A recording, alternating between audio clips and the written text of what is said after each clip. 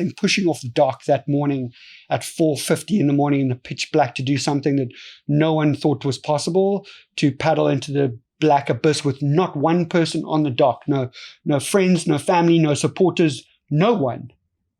To do something that no one thought was possible was terrifying.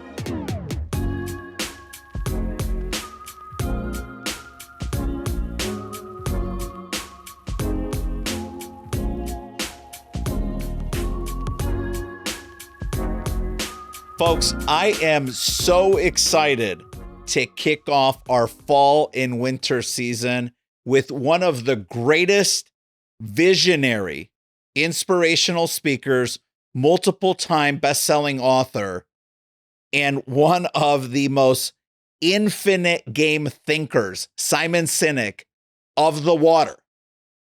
My new friend, so excited to have you here in Detroit, Michigan, Chris Bertish. Chris, thanks for being here. Thanks very much, Manny. Appreciate it. It's an honor and a privilege to be sharing with such like-minded, amazing humans. Yeah, and I love three things I want to point out. One, I'm rocking Sport of Kings. Dana, Tiffany, wanted to give you a shout out. My man Chris Bertish has paddled and surfed more water than I'd say 99.9% of all watermen and women in the world. And so I thought it only appropriate that I rock your LA brand, made here in the USA, one of the greatest brands on the planet. Sport of Kings, check it out. Number two, though, one of Chris's charitable endeavors and causes is to help children who are born and dealing with a cleft palate. So this episode, first episode of the season, is in honor of my incredible niece, Charlotte Carroll. Girl, you know that you are one of my favorite humans on the absolute planet, and I love you so much. And so this episode is in your honor. But number three, Chris and I were introduced by my wife and one of her dear friends, Sarah. And it's just amazing how small the world can be. Here you are, one of the greatest stories hailing out of South Africa. And we're in Detroit, Michigan, filming the first episode of this season on At the Podium. And it's because of Samantha and Sarah's special relationship and connection that we're here together. And I've never been in Detroit, so this is one of the main reasons why I'm here. So honored and privileged, and it's amazing to just be able to travel around the world, and it's incredible the people you meet through community and through family. Yeah. Absolutely. And so Chris and I have been spending the morning together, and Chris, one of the mantras that I've read and I've actually heard people share in some of the video and audio I was able to catch up on over the last couple of weeks as we got together for today was the comment, dream it, see it, believe it, achieve it. And I enjoy sharing the stories, especially the childhood stories of dreaming and adversity and the things that somebody believes is possible when they're young with our listeners. Tell us what that mantra means to you, and maybe take us back to your childhood. What were the things that young Chris Bertish was dreaming about growing up in South Africa? Wow, Manny, that's quite a loaded question. Yes, it is. But I like it. I guess, growing up in South Africa is a very unique place. So, it's very raw. It's very wild. It's got a lot of challenges. And I think that's been a great opportunity. I always try and see everything with a silver lining. And I believe that coming from adversity, like you're also familiar with, it makes you a more grounded, more resilient human being. And I think those kind of traits of, grit, courage, passion, and purpose are incredibly valuable assets to be able, and characteristic traits to be able to take you into all walks of life. And it makes you a better human. You have more empathy. And I think you learn that nothing in life comes for free, and you got to work your ass off to be able to get it. And, it also requires a immense amount of grit and determination and perseverance. And I think I learned that not only just coming from South Africa, but, growing up as the youngest of three naughty little boys. I was always like, also growing up also down the food chain in the brotherhood. You got to fight for being able to keeping up and not getting left behind. And that makes you even more driven and more motivated and more determined, I think. And I wouldn't have it any other way. It's definitely shaped me and made me who I am today. And those those values, I think, are essential to be successful at anything in life. And I think it's important, and I never look back with any regrets, and just I look back with an immense amount of gratitude for my upbringing from my parents in regarding to how they brought me up old school, have respect, have humility, look after others, give back wherever you can, and just be honest, reliable, and try and be a better human, And I think the whole philosophy around dream it, see it, believe it, achieve it is really about believing in yourself and knowing that you can do anything if you set your mind to it. And, a lot of people talk in business, you can't really, a lot of people say, you can't really use the word dream because it's too wishy-washy, but dreaming is just a different term for visualization. And I really, yes, everything for me is about, seeing it in your mind's eye and then bringing it into reality. And, if you've studied, like a lot of people have, if you studied neuroscience, if you can visualize something and you can add emotion, movement, and color, then your mind can't distinguish between reality and what's actually happening in your brain. So all you're doing is then you're just tricking your brain to be able to bring it into reality. And I've always believed that if you take daily steps and actions towards your goals and intentions with consistency and discipline, you will always achieve whatever goal you set for yourself. And the only time you won't is when you give up and stop trying. So if you know that, why would you ever give up and stop trying? And I think it's just we're talking about simplicity as wisdom earlier. Yes. I think a lot of people just don't get that. Like, it is that simple. So if you know that, why would you give up on anything in life? Because you can achieve anything. And I've just literally taken that philosophy from a really early age of just being in sport, because I was one of the smallest in whatever I did. And I just realized that if you had a goal and a vision, and you took daily steps and actions, and you just outwork people, outtrain people, and outsmart people, there's so many adversities that you can see as a superpower. You don't have to be Batman or Superman, but you can be Batman because you don't need a cape. And yes, we're all human. Yes. But if you really want something bad enough, you will find a way. And if you can't find a way, that means you just didn't want it badly enough. It's really that simple. Can you think back? Did that answer your question? Yes, it did. and more. And I'm going to come back to two of the points that you made. Can you think back to your childhood? Can you think back to a time when you had the visualization for something special, and it took a lot of perseverance and endurance for you to achieve it? I think there was 1 or 2 track and field races that I was doing when I was probably about 11. And I set my mind that I wanted to beat the top guy. Yeah. And he was really good, and he was a lot bigger than me. And I thought to myself, okay, well, I'm not as tall as him. I've got to do way more strides to be able to beat him, but I think I can outlast him, and I can outsmart him. And that was in the national quadrangular, which we have, which is all the best schools in the country. Wow. And it was the 400-meter race. And I started out in the 400, and I was the smallest by far out of the whole field. I was tiny. And right at the start, someone by mistake tripped me, and I fell. So I went from right at the back. I went from middle to right at the back, right at the beginning. And then I think it's just a mindset. And like sometimes in life, you only get an opportunity once. Yes. And I've learned, especially as the underdog in everything that I've done coming from South Africa, that when you get that opportunity, there are no excuses. Yeah. That's when like you've got to put in all the groundwork. You've got to put in all the hours when no one's watching, when there are no cameras watching, when there's no one there. That's what makes the difference between the best and the rest. Mm-hmm. And then that's all comes to the planning, the preparation that you put in beforehand. And I think that's carried me through in everything in life. And I ended up slowly overtaking them. And that, I guess it goes into, one of the books that I've done at the moment I talk about, the story of the golden monkey and slowly catching monkeys. And that's exactly what I try to do through that track and field race. I ended up, okay, now I'm right at the back. That wasn't what my plan was. Yeah, but that's right. I can catch them, and I'll catch them one by one and overtake them. And I ended up literally crossing the line, diving over the line past the guy that was the tallest guy, overtook the whole field and won. And it was just like, even to this day, like, you know, my dad passed away quite a long time ago, but I remember he was filming it, and like his whole camera like went up, and there was a shouting and screaming in the background. And it was just, I think it was a good example in my head. It was like, okay, beautiful. You can do this no matter what. Like, how badly do you want this? That's and right. yeah, this happened to you. Yeah, Yes. but stuff happens in life. Yes. Get a grip. Yes. Don't make excuses. Just make it happen. Yes. You know, and again, it just goes down to like, how badly do you want to prove that you're as good at, if not better than the rest? Yeah. And you can, if you want to, badly enough, like anything. Yeah.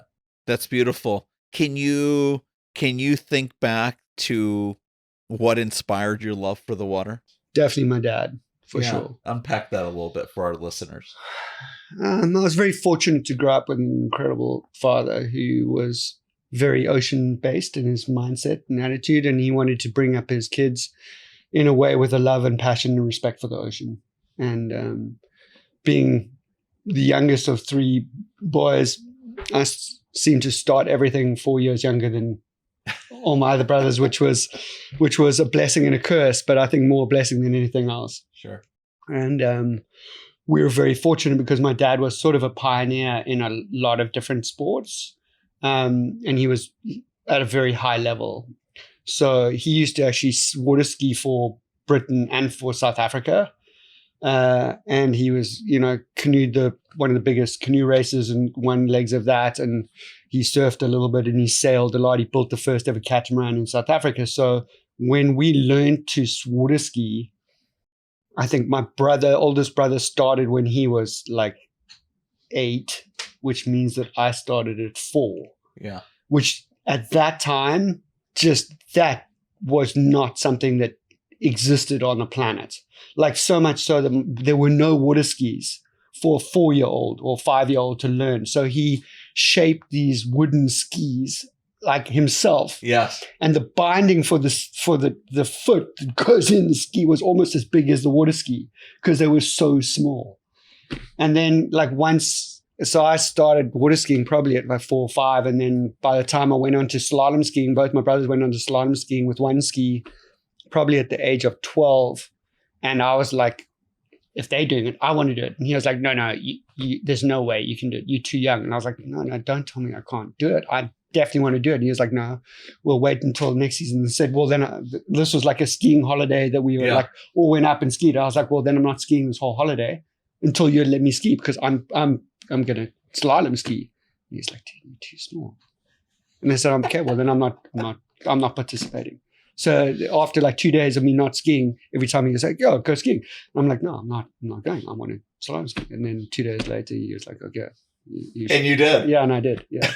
And then he taught me how to go left foot forward, which meant that just in case. So he really was a pioneer, and he really had the foresight to think ahead to like, okay, if I was eventually going to compete internationally, I needed to learn, instead of going right foot forward, to be able to go left foot forward. So he taught me left foot forward because there's one extra buoy on the line if you do professional skiing, and it's to your advantage to be left foot forward. But most people always learn right foot forward because that's natural. Yes.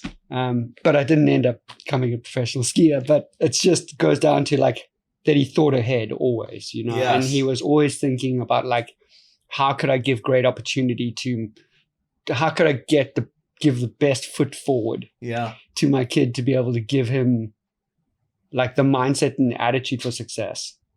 And, you know, when he built the first ever catamaran in South Africa, I ended up sailing a lot with him from a really young age, probably like the age of like 5 years old, 6 years old. And we used to go out and sailing together a lot. Like I used to sail a lot with him, a lot more than my other brothers. Okay. And I sort of fell in love with that. And I used to fall asleep on the front of the pontoon of a catamaran. Yeah. If you know the pointy ends. Yes, I do. I used to crawl up at the front and I used to fall asleep there.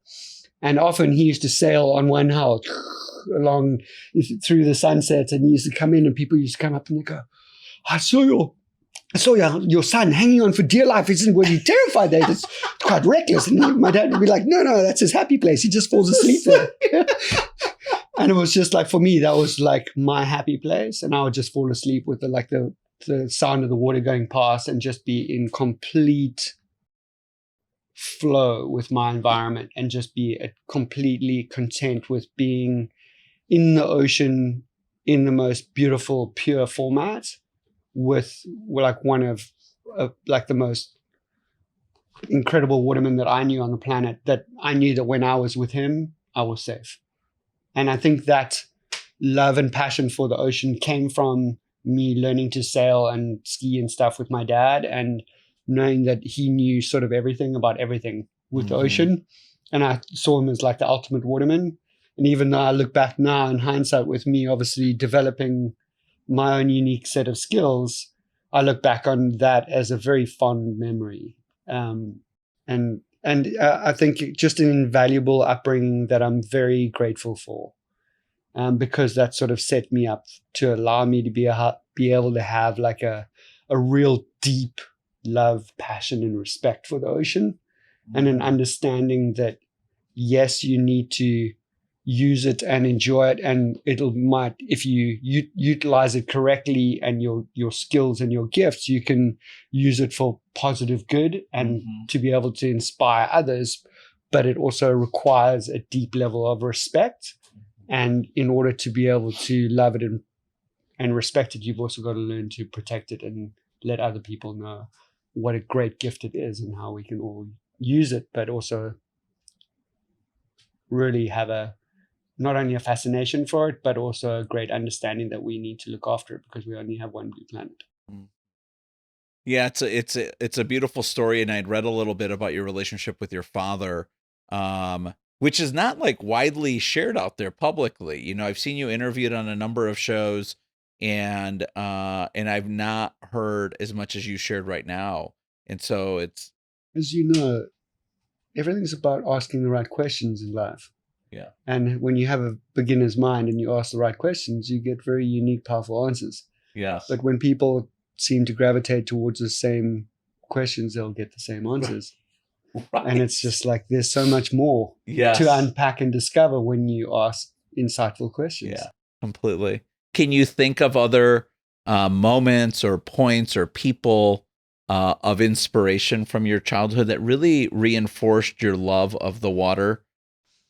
I mean, I always grew up just, trying to be better than my brothers. So that was very simple. Who doesn't know that story? Yeah, and I look at that as an incredible gift. You don't recognize it at the time because you're just fighting to survive and to try and be better. And you don't see it as like a very positive brotherhood bond because you're just trying to fighting to just be better than them. But when you look back in hindsight, like with anything, it's 2020, you look back and you think, wow, what an incredible gift that was, that I had incredible brothers that I looked up to, that inspired me in a lot of ways too, and to try and be better than them. And then also to try and look back and just be grateful for the opportunity that, we had a very close family knit from an early age right until probably in my early 30s. And I look back as being very grateful for that because a lot of people don't have that as an upbringing. And even though things might have changed in certain areas of my family, that's okay. Everybody goes, oh, well, what about this? Can't you mend this or whatever? You're like, no, it's like everything in life has its time and place. Mm-hmm. And you've just got to look back with gratitude and be grateful for what you had, not focus on the things that aren't now. And never say never, never say forever. Things change. Yes. And that's great. You got to see the positive in everything. Like you talk about it in a lot of stuff that you do about having a positive mental attitude. I mean, if you show up at your best every day and try and be a better human and a better version of yourself with a positive mental attitude, you're going to attract the same thing. When did you know that you could compete professionally as a surfer? Because here you are, this track and field star, this little up and coming. When did you go from land to water and say, this is what I'm going to devote my gifts and talents to? I did a little bit of everything. And I think that makes you a better rounded human. And that's why I always battle when parents focus their children on being one thing right from the outset at a really early age. I was like, I don't know if that's 100% correct. Like, I think it makes you a really better all-rounded human by doing a lot of different things right from the outset, because you learn different skills that you can cross-pollinate across multiple different sports. And your hand-eye coordination is better. The way you read your environment is better. And I think, like everything, perspective is everything. And perspective is gained from having a dramatic amount of knowledge and insight and data that you collect from your entire environment. So the more skilled you are and the more versed you are at multiple different things, it gives you a better rounded perspective of your environment to be able to read it correctly, to be able to minimize the risk, so you can have the right data to work with to make the right decisions quickly to get the effective result you're looking for. I learned a lot of valuable skills that then I crossed into other things, and that sort of crossed me into going more into down the water route, and then getting more into surfing, becoming more focused on surfing. And I wasn't the best surfer in South Africa by a long stretch at all. Yes, I competed provincially and a little bit nationally, but never on an international level. But as soon as I got into the big wave stuff, then I was like, okay, this is a whole nother playing field. And you know what? I can excel here because it's just an open playing field and an open canvas. And you know what? There's so many people in the water in all the small waves, and there's so many people fighting for waves. Yeah. But out there, that's right, not many people want out there. No. And it separates the wheat from the chaff, and the people that really want it. And what I loved about the big wave side of things is that you've got this open canvas that you can take your paintbrush and you can paint your own magic over the waves. And there are no rules like on land. There are no stop signs. There are no traffic lights. There's no one telling you what you can and can't do. You literally define your own borders and boundaries and your own limits. And I love that, because I was like, okay, this landscape is terrifying and it's scary, and it forces me to unpack that, how to manage and minimize my fear, transcend it, and see what's possible. And you know what? There are not a lot of people that are out here doing this stuff, and I can define myself here in this space. And all the people, I started analyzing all the different places and all the different big wave spots, and I was like, I want to see if I can be as good as I can be in this space. And then when you get to, being inspired by some of the local heroes and getting to the point that you like making an impact in that space, then you're like, okay, how about I take it up a notch and see if I can transcend my small environment and go the next level. And I went over to the North Shore of Hawaii, and I think in 99, and I was literally schooled by the power of the Pacific Ocean and completely humbled. And I had a couple of near-death experiences in that first season, got pushed into underwater cave, didn't read my environment correctly at Waimea Bay, which is one of the epicenters of big wave surfing, by not knowing the entry and exit points to be able to come in if I got into a problem. And I almost drowned, and I crawled up the beach on my hands and knees, convulsing almost, and it taught me a lot. Those life lessons are there to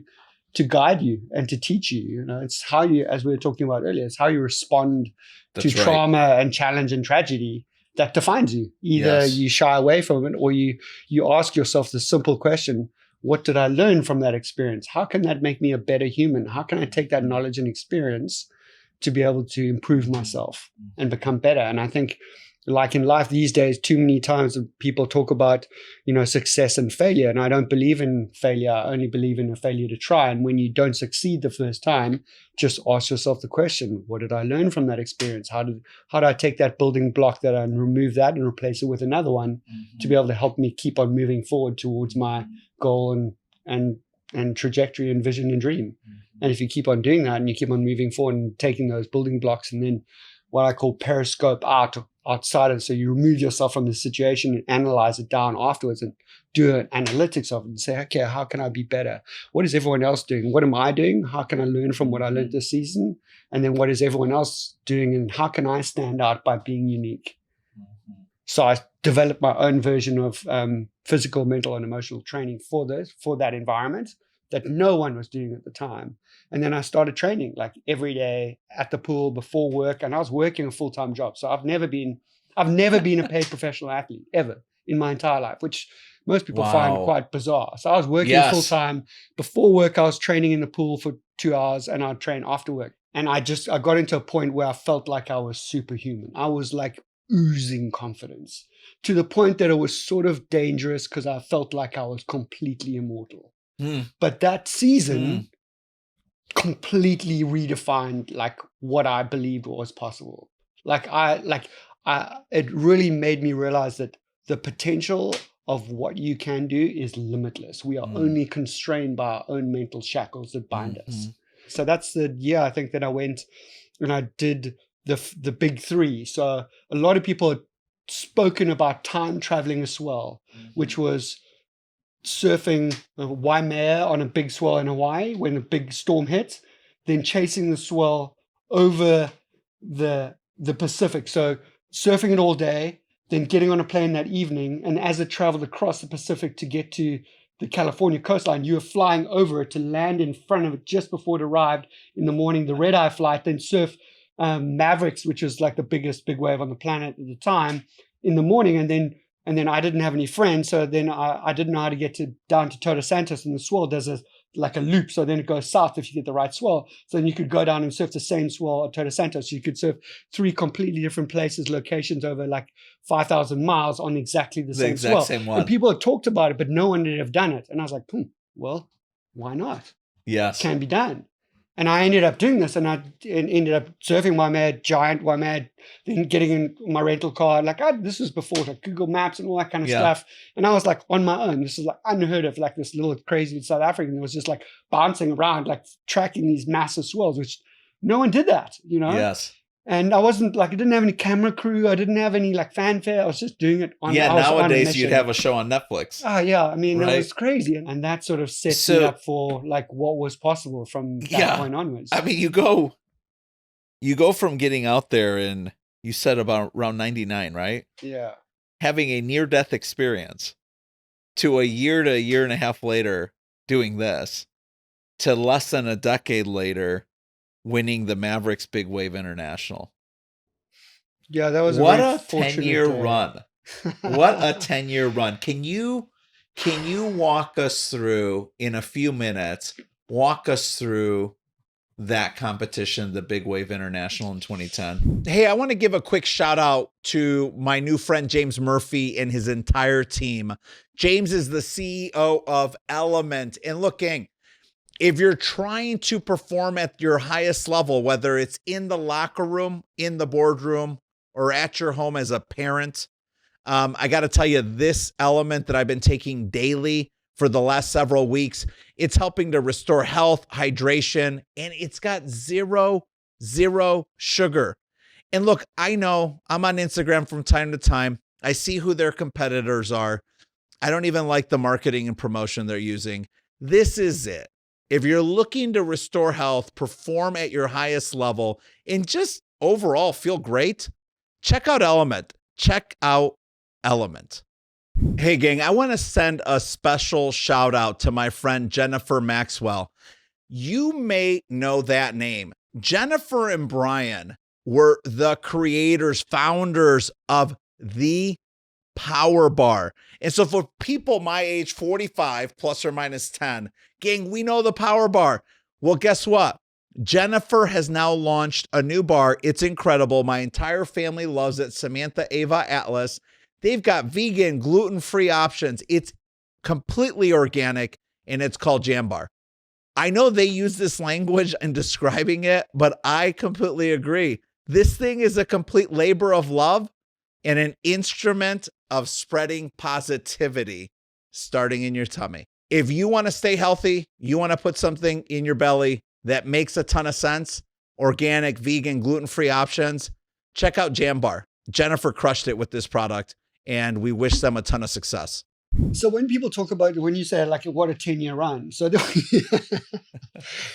I think most people don't understand that between when I came back from that year of that journey, yes, I thought I was going to I'd got everything out of my system and I was going to settle down and get like the white picket fence and get the Jack Russell and, do everything that most people consider to be successful. You know, I'd done that, and now I needed to settle down and go to like work for a living and do what everyone else do. You know, what they do to make a living and be successful. Yes. So I ended up getting a job working for Billabong as the national sales director, because I'd studied marketing and sales. And I ended up doing that for a while, and then I started getting invited to the Big Wave, the Red Bull Big Wave Africa event, and I started to do that. But I wasn't paid professional. I was working full time, like and everything that I do, I try and do to the best that I can. So I was working like 12, 14-hour days, 6 days a week, because that was my focus, you know. And it was a really like a roller coaster. People think, oh, well, then obviously through that, then I would have got sponsored and I would have been this professional athlete, and that's what I would have done for 10 years. No, I worked my ass off in corporate doing all these jobs where there was the national sales director for Billabong. Then I ended up going over to the UK and heading up the Gull water sports division. Then I came back. They asked me to look after looking after it in South Africa. Then I did that. Then I took over looking after O'Neill as the brand manager for that, taking on that. So this was all happening full time. So I wasn't focused on surfing at all. And then I just started trying to use my end of year pockets that I had of like 2 or 3 weeks to try and go over to Hawaii and to Northern California and try and make a name for myself, trying to get into the Mavericks Big Wave Invitational. But most of the other people have the whole season to be able to go over and they live in America, so it's easy.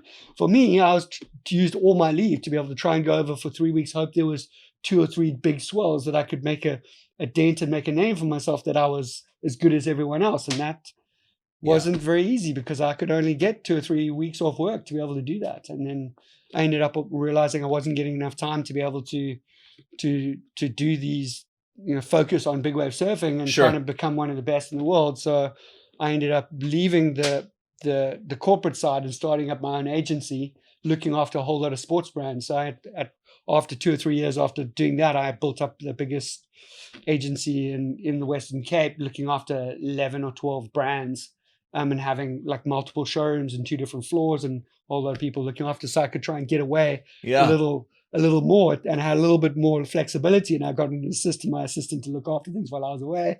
And it was challenging trying to juggle all that at the same time, and training and everything else. And then I finally got, like in 2010, I cracked the nut to become one of the top 24.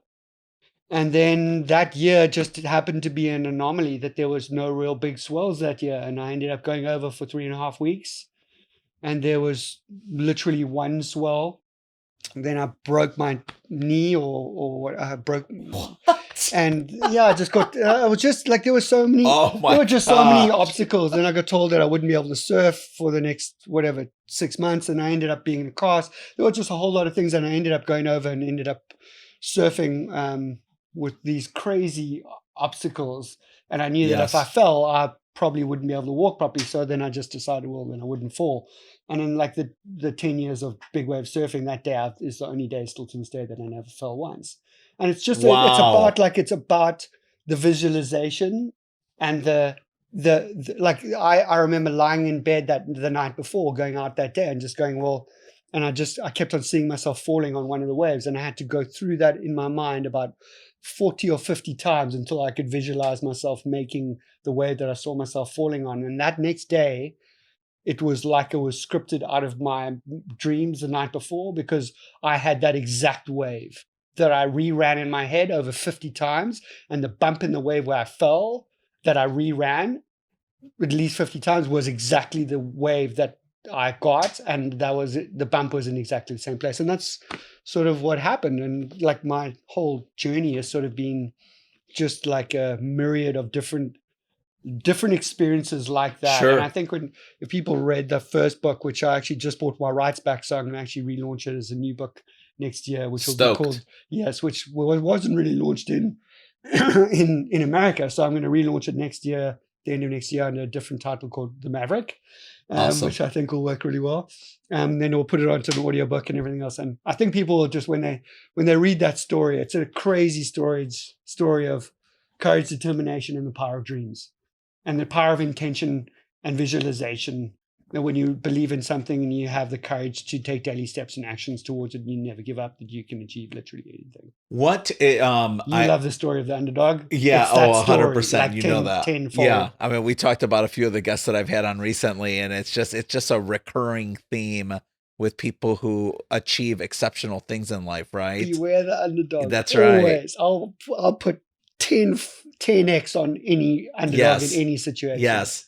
I want to make sure that we leave enough time to talk about this insane 93-day journey that you were on. I want to talk about the book, and I want to talk about everything that's to come over the next 5 to 10 years.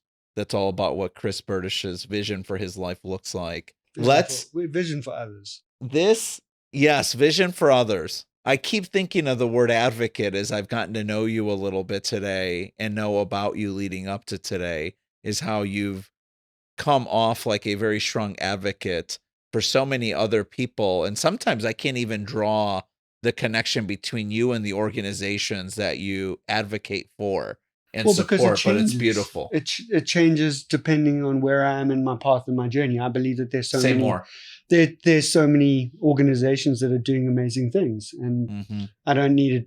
It doesn't need to be about me. It's just, how do I use my tools and my gifts to be able to upskill, to be able to help and gift and service others. And it's really like, if you have those kind of gifts and those kind of skills, like any athlete or any ambassador for anything, then what kind of human are you if you don't fulfill that and use your tools for positive change and be a role model for others? And I think the world needs role models, and it needs powerful inspiration now more so than any time. And whatever you're doing, I think it's your duty and responsibility, if you have influence, to be able to gift that back and to inspire and to help and lift up others. It's just like, what human are you if you don't use your tools for positive change?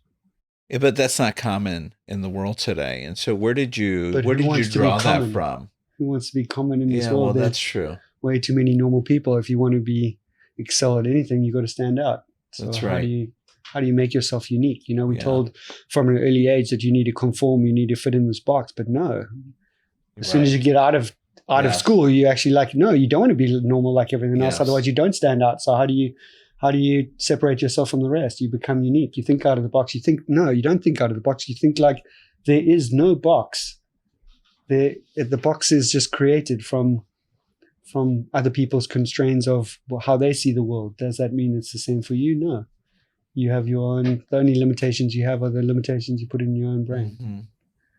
And when you do a lot of the stuff like we talk about doing and we've spoken about, and you realize that your potential is limitless and you can do anything, and you can draw your own whatever you want on the canvas of your life, and you are the definition of your own destiny. You create that and you shape that each and every day in some small way. The definition of your own destiny. And that's an incredible segue to this paddling of more than 4,050 nautical miles, 7,500 kilometers, 93 days. You paddled across the Atlantic Ocean. And when I watched you on the Dan Nichols show, I enjoyed Dan's references to, basically it was you're going to die mission, right? Like Chris, you statistically will die attempting this, and you encounter giant squids, tankers, great white sharks, and so many other things in those deep, deep, deep blue waters. Can you share that story a little bit with our listeners? Perspective is everything. Say more. So a lot of people look at the stuff that I do and they think it's crazy, but that all depends on your frame of reference and what you're comparing it to. So for any common garden person and quote unquote normal person on land that doesn't have a immense knowledge and fascination and understanding and respect for the ocean and grown up in it all his life, where most people see it as a place of fear, I look at it as my second home.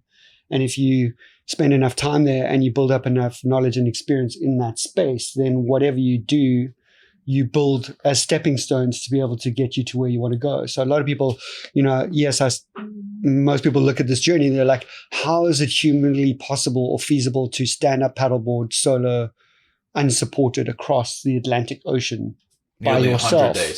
Nearly 100 days, on a craft that's a meter wide by a foot longer than a normal board that you might get at Costco. And that doesn't seem rationally possible to anyone. But for me, it was like the next logical step. And that doesn't seem logical to anyone.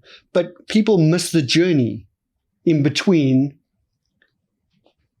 seeing the achievement and seeing whatever person in business, sport, or life has taken to get to that goal. Mm-hmm. And they politely just miss everything that happened in the 20-year journey before that.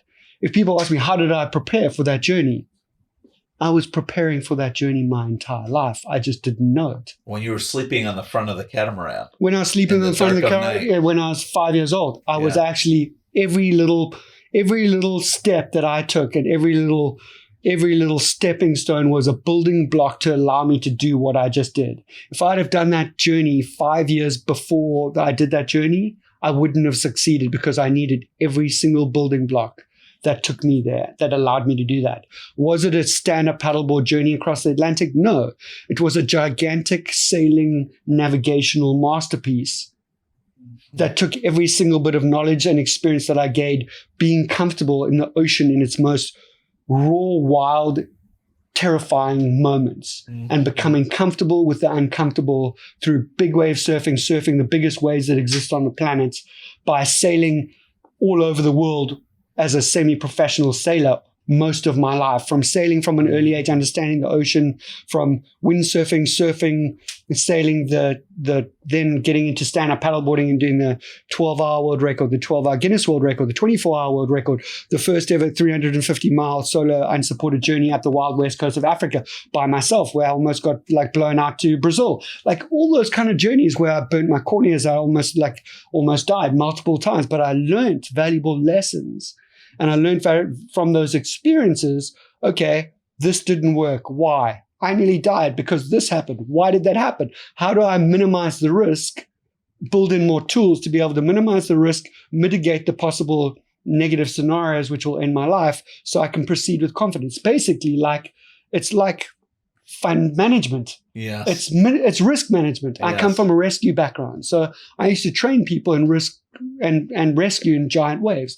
All it is about creating the tools to minimize and mitigate the risk so you can proceed with confidence once you get to a risk tolerance level that is acceptable. Now, most people that go out day to day to do things, they're like, okay, I'll do something when my risk tolerance gets to about, I'm 90% sure that roughly 85 to 90% sure that I will be successful at this. Yes. I have exactly the same risk tolerance. I consider myself to be really risk adverse, which might seem completely insane to you.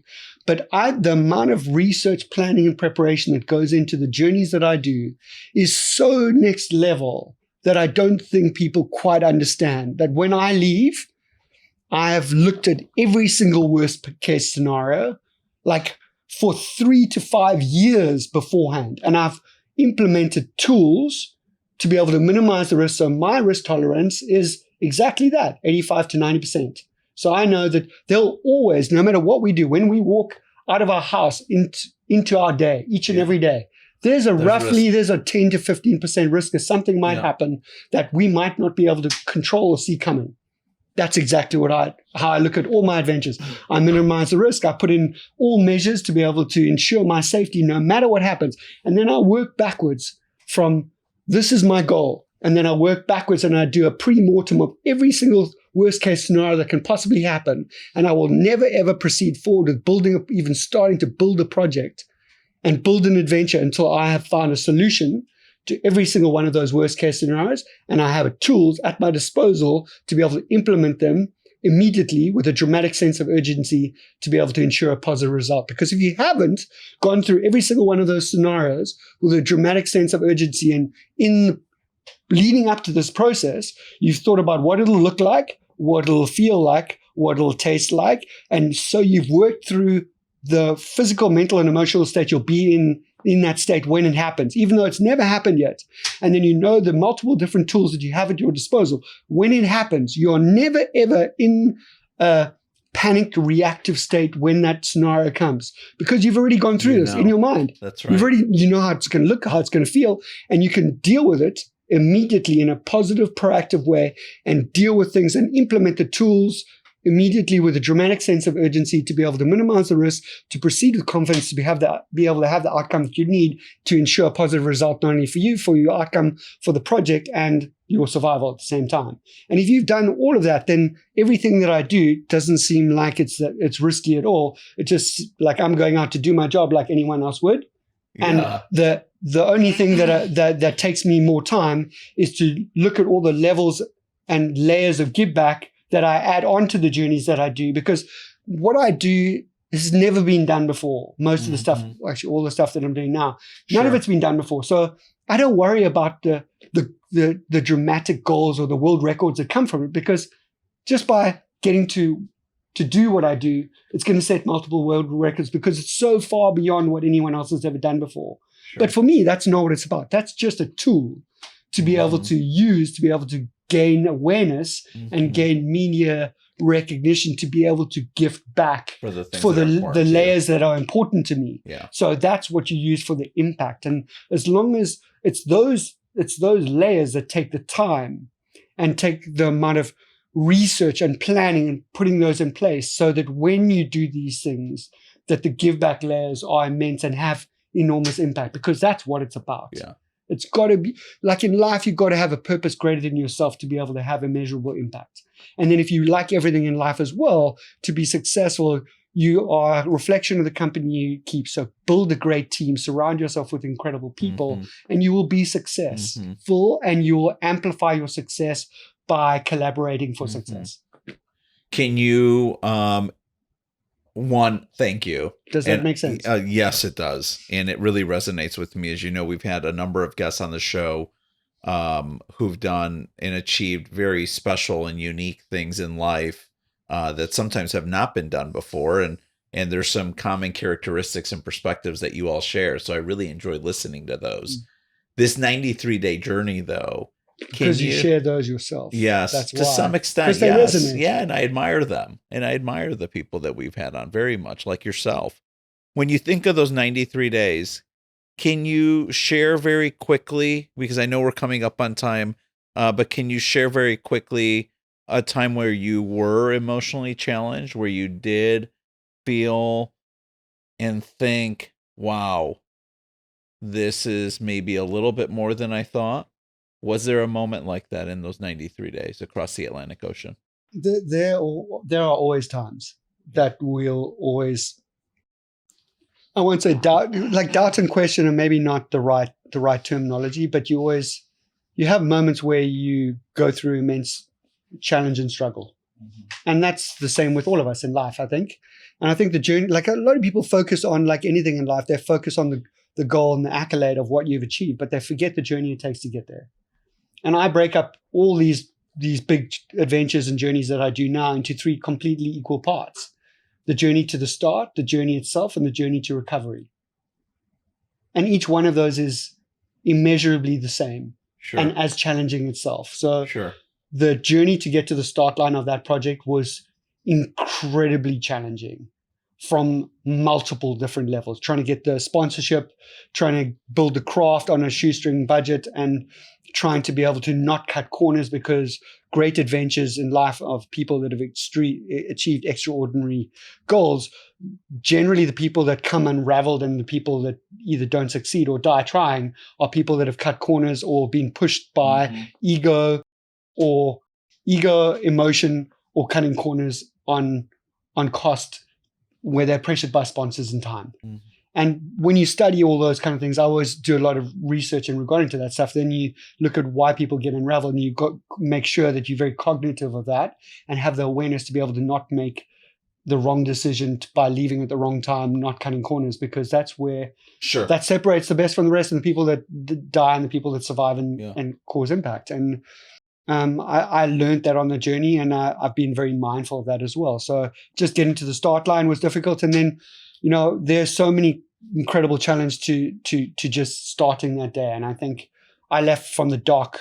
My teammate had flown home because we ran out of money. I'd run out of my visa. I had to, if I didn't leave that day, I was going to get put in jail. Like, there were so many challenges to that start. And I think pushing off the dock that morning at 4:50 in the morning in the pitch black to do something that no one thought was possible, to paddle into the black abyss with not one person on the dock, no friends, no family, no supporters, no one.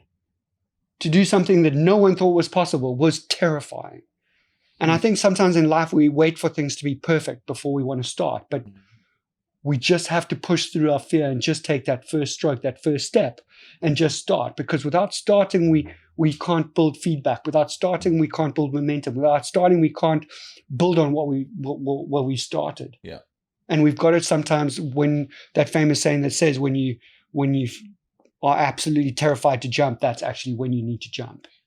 Because it's beyond your fears and beyond your comfort zone. That's where the magic happens and where our greatest potential lies. Yes. Is beyond our fears. Yes. And every time you go there, that's when you realize where your potential lies. Yeah. And that you're just scraping the surface before you're just about to scale up and find your greatest potential, because it's right there. And once you realize that, then you keep on scaling up and then seeing what's possible. And yes, there were some crazy dark times out there. And I think the one time was probably one of the darkest times was on Christmas Day. I'd been out there already for just under a month. I'd been dealing with so many extreme things that you'll have to read the book to be able to, it's just nuts, the stuff that I was going through. And I already realized that if I was on my journey, I'd already gone like not even 10% of the journey, and I was already running short on time. And if I looked at my duration that I was going to be out there, I was going to be short on water, short on food, short of everything else. And this was the last potential time I could turn back, and I had to make that call. And I remember at that time, it was Christmas morning. I'd been paddling for 8 hours already. It was only like 10 o'clock in the morning. So I'd done almost the equivalent of a full Ironman, and it was 10 o'clock in the morning, and I was so hungry. I remember picking up my freeze-dried food packet, which was the same freeze-dried food packet that I'd had for the last month. And it's just so unpleasant. And I remember picking it up, and I was so hungry, and my eyes reading ham and leek, and I instantly lost my appetite because it was the same one that I'd had every day for the last like 30 days already. And basically your mind's going, there's no way you're putting another one of those in there again today. And at the same time, as I started to get really emotional in this like dark spiral, because we all go in that yes. negative spiral. Yes. And you have to find ways to be able to pull yourself out of it. And as I was seeing, like, I'm thinking about how bad things were, and I was physically and emotionally completely drained from the conditions that I had for the last 2 weeks. And as I was thinking that, I saw that I was lopsided. And that's when I realized that I actually did have a leak, not just ham and leak. I was slowly sinking, and I couldn't figure out where the leak was. I couldn't open up the hatches because there was water coming over my deck all the time. So I couldn't even check my hatches for another week to be able to see how I was sinking. And I was thinking like what a really bad idea this was to stand a paddleboard across the Atlantic, because I was thinking about all you guys having your Christmas duck with all your friends and family and thinking what a stupid idea it was to paddle across the Atlantic. And that's when you have to go really deep and start pulling yourself up. You can go into that really dark, negative emotional spiral, and you have to be able to have ways to be able to pull yourself out of that zone, because there's no one else around you that's going to be your cheerleader and that's going to motivate you. So how are you going to man up, suck it up, and find a way to be able to get yourself through? And if you don't have a purpose greater than yourself, right then and there, doing it for yourself is not enough. It is never enough to be able to get you through your dark times. So you better have a very powerful purpose and a very strong North Star that's going to lead you through those dark times. And in that moment, I created a little mantra for myself that was like, hey, shut up, suck it up, get up, stand up, make the change, and be the change that you want to see in the world today. And in that moment and in that little mantra, I thought about multiple different things. And I have what's called a layer cake that I built for myself. And if you want to know what a layer cake is, it's in the book and stuff. And I talk about it's all about purpose and gratitude. And you need to have a very, very big layer cake for doing the stuff that I do. Yes. Think of like a wedding cake. It's in those like layers, those blocks, you know? Yeah. And you need to have a layer cake that is so big and so deep that every single time you get into a dark place, that you can tap through those layers of why you're doing it and why it's important to you. Yes. So by the time you get halfway down your layer cake, you're like, okay, screw this. I've got this. I'm going to get through this because of this, and this, and get down to gratitude and not focus on the things that are going wrong and things that are bad in your life, and shut up and suck it up and stop focusing on that. Focus on the things that we take for granted each and every day. So in that moment, I was like, go straight back to the most powerful tool that exists on the planet, which is gratitude. Gratitude that I'm alive today. Yeah. Because many people had plans for last night and this morning and never made it to this moment. Mm-hmm. So yes, I'm looking out in my world around and it's stormy and it's hectic and I'm physically, mentally drained and I'm stuck in the middle of the ocean and I'm not sure if I'm going to get to the other side. But you know what? I'm doing this because of this, because I'm giving back to these kids. Some of these kids don't even have a little face that can feed themselves. I have arms and legs that move. I'm alive. This conditions outside, yes, it's stormy, it's horrendous, it's scary. But it could be worse because I've known that because I've just gone through a storm 2 weeks later where I thought I might die, but I'm alive. So things could be worse. The reason why I'm doing it is bigger than me and I've got food in front of me. I've got food. I've got arms and legs that work. I'm able to breathe. I'm able to get up and move. I'm able to get up and make an impact. And you know what? I can't think of the overwhelming obstacles and the overwhelming journey that I still lies ahead. And if I have to think that I still have to I've paddled 350 miles and I have 3,500 miles still to go, it's too overwhelming for me. So what I need to do is not focus on the overwhelming obstacle and goal ahead of me. I'm going to break it down into little bite-sized chunks and just focus on what's in front of me. And right now, I'm just going to get up, stand up. I'm going to put my Christmas hat on. I'm going to put some old school in excess on my little outside and I'm going to get up there and I'm going to make it happen. And I'm not going to focus on getting through the next 4,000 miles. I'm going to focus on just getting through this next shift. And when I break down that shift into micro goals, I'll make sure that by the time I get through that shift, I'm going to be able to feed 150 kids every single shift. And every single day, I'm going to pay for another operation. And if that isn't enough to be able to get me through my day, then I'll die trying. Because that's what I'm doing and why I'm doing it. So shut up, suck it up, get up, make that change that you want to see in the world. And I got up and I made that day so monumentally powerful that that day got me through my entire journey. That is incredible. And you know what? Every day, like when I got through those like moments, I was be like, okay, you get through that shift. Your goal for this entire day, get through to sunset. Can you do that? Yes, I can. Okay, get through to sunset. And I'd get through to sunset. I'll be like, okay, well done. Job done. Now, survive until daylight. Oh, my gosh. And then in the morning, I get up. Oh, my gosh. And just remember, I'm still paddling through the night. Yes. Well, okay? 4 hours on, 2 hours off, 4 hours on, 2 hours off, 4 hours on, 2 hours off. And in my 2 hours off, I don't get 2 hours sleep. I've got to do my navigation, fix all the problems, do my hydration, my food, my everything else, fix all the stuff and prep everything and sleep, hopefully for 45 minutes to maybe an hour, if I'm lucky. And then I've got to stand up and do another Ironman again every day for 93 days, through the day, through the night, without having like meals and normal stuff, and through giant adversity, hopefully not getting run over by super tankers, giant squids, great white sharks, multiple breaches. It's just, there were so many crazy challenges, but every day was about just get through today, then just get through tonight. And you can apply that principle to everything in life because we get so overwhelmed by stuff, but all we need to do is just focus on what's in front of us, think of a purpose greater than ourselves, and just focus on getting through what's in front of us day in, day out. And eventually you'll get there as long as you give up and don't try. Stop trying. I'm absolutely going to destroy this book this weekend. 100%. I can't even believe it. I was so amped up about you getting here, and I was so thankful to Sarah that she could make it happen for us. But I didn't think that my intensity and like appetite for the book could get a lot higher. And now being with you for a couple hours, it's clear this is a must read. And I'm so excited that you were able to be here with us today to share so much about your life story and about what you're passionate about. I would be really upset with myself if I didn't ask you, what are 2 or 3 of the charitable organizations that you're most passionate about in this season of your life that you want to bring awareness to quickly?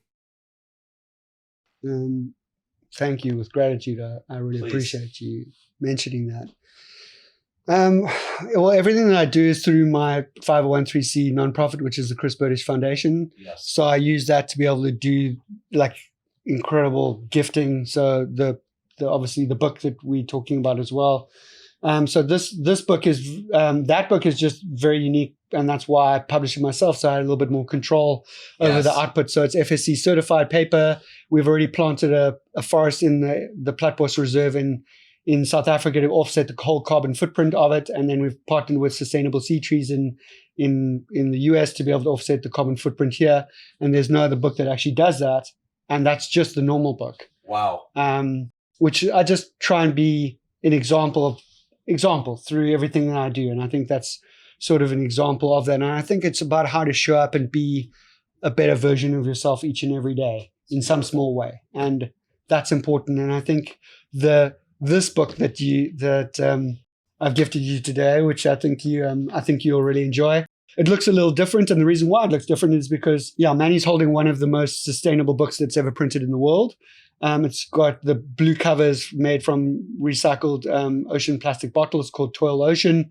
I'll let you show it. Yeah, it's pretty amazing. We only just launched it really a couple of weeks ago. The pages are made with post-recycled consumer recycled paper using non-toxic glues, water-based inks for the text, soy-based inks for the picture pages. As I said, eco thread, special binding, and then a seed page built into it. So when you finish reading it, you can actually plant it and it'll turn into Northern California wildflowers. And then over and above that, like the whole book is like 100% of the profits of the only like 5 books that we're auctioning off goes to building a first circular economy horticultural school in northern Kenya in a disadvantaged area that empowers women. The women become the teachers, the tradesmen from the community help build the school.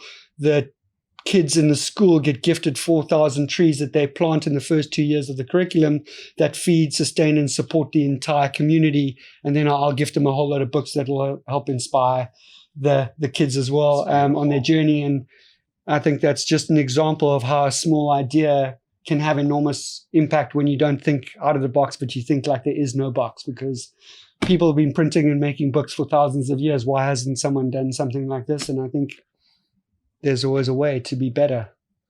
And hopefully the stuff that I do is an example of that in every way. I so loved being with you today. It was just an absolute treat. And I know you drove through the dark of night, which hopefully was less scary than the 93 days on the Atlantic Ocean. Like everything in life, don't make excuses. Show up and be your best. And this is a great opportunity and a great privilege and pleasure, and immense gratitude for having me here today. So thank you, Manny. You're an incredible individual and human in your own right, and I know you've done some incredible things, and you lead by example, and you've won multiple international leadership awards, and you do some incredible things, and your give back is immeasurable. And I really love spending time with like-minded people that use their gifts and their passions and their purpose to be able to gift back and lift other people up, because that's what life is about. Thank you so much for saying that.